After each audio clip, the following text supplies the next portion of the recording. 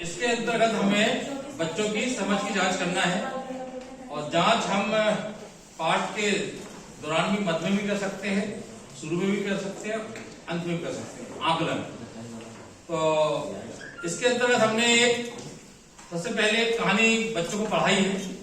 वो कहानी है प्यासा कौवा। तो इसके अंतर्गत हम पाठ बच्चों को पढ़ा दिए, लेकिन एक बार और हम रिपीट कर रहे हैं। बच्चों को पढ़ा चुके हैं। तो कहानी कुछ इस तरह है। एक प्यासा कौवा रहता है और वह जंगल में भटक जाता है।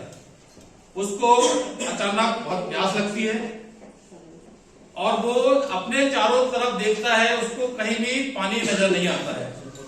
पर वह कौवा अपनी हिम्मत नहीं हारता है और पानी की तलाश जारी रखता है। उसको अचानक बहुत दूर एक घड़ा दिखाई देता है। वह बहुत प्रसन्न हो जाता है और उसकी खुशियों का ठिकाना नहीं रहता है। वो नीचे उतरता है और जब घड़े के पास जाता है तो देखता है कि घड़ा जो है वो उसमें बहुत कम पानी भरा है। तो उसकी जो खुशियां हैं वो वहीं छिड़ जाती है। वो निराश हो जाता है, लेकिन फिर भी वह हिम्मत नहीं हारता है और उसके दिमाग में एक तरकीब आती है कि क्यों ना कुछ उपाय किया जाए जिससे उसकी प्यास बुझ सके। तो वो आसपास देखता है, नजर देखता है, नजर डालता है, तो उसको आसपास कुछ कंकड़ नजर आते हैं। वो घड़े में अपनी चोंच के माध्यम से घड़े को एक कंकड़ डालता है और जब तक डालता है जब तक पूरा पानी जो पानी है वो ऊपर नहीं आ जाता है। पानी ऊपर आता है और वो चोंच के माध्यम से अपनी प्यास बुझाता है और अपनी तृप्ति को पूर्ण करता है। तो इस कहानी से हमको शिक्षा मिलती है कि कभी भी कोई भी विपरीत परिस्थितियां आ जाए, हमें हिम्मत नहीं हारना चाहिए और प्रयास हमेशा शिद्दत से करना चाहिए। तो इस प्रकार की कहानी है। तो इसमें हमने पाठ के पहले बच्चों से उनका आकलन करने के लिए कुछ बच्चों से प्रश्न पूछते हैं ताकि उनकी समझ का आकलन हो सके। और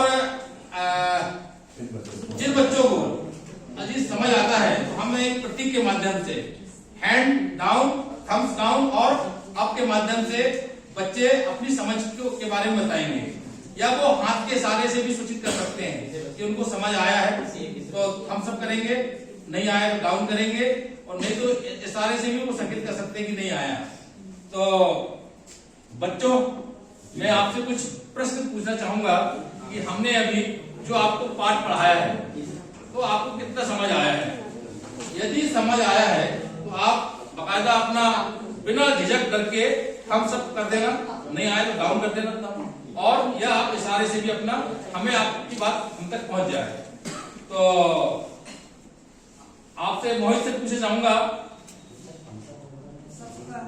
हाँ ठीक ठीक। प्यासा कौन था? आपको समझ नहीं आया? आपको समझ आया? आप बताइए। प्यासा कौवा था। वेरी गुड, बहुत बढ़िया, बहुत सुंदर जवाब दिया है। अब मैं अपने छोटे बच्चे से पूछना चाहूंगा। इनका नाम है मनोज। मनोज, खड़े हो जाओ। तो आपको समझ नहीं आया? आपका ध्यान कहाँ था? अच्छा, प्यासा कौन था? क्या समझ आया? अरे दूसरे दिमाग में ऑलरेडी रहता भाई, दिमाग तो रहता है। ठीक, कोई बात नहीं, दोबारा रिपीट करेंगे।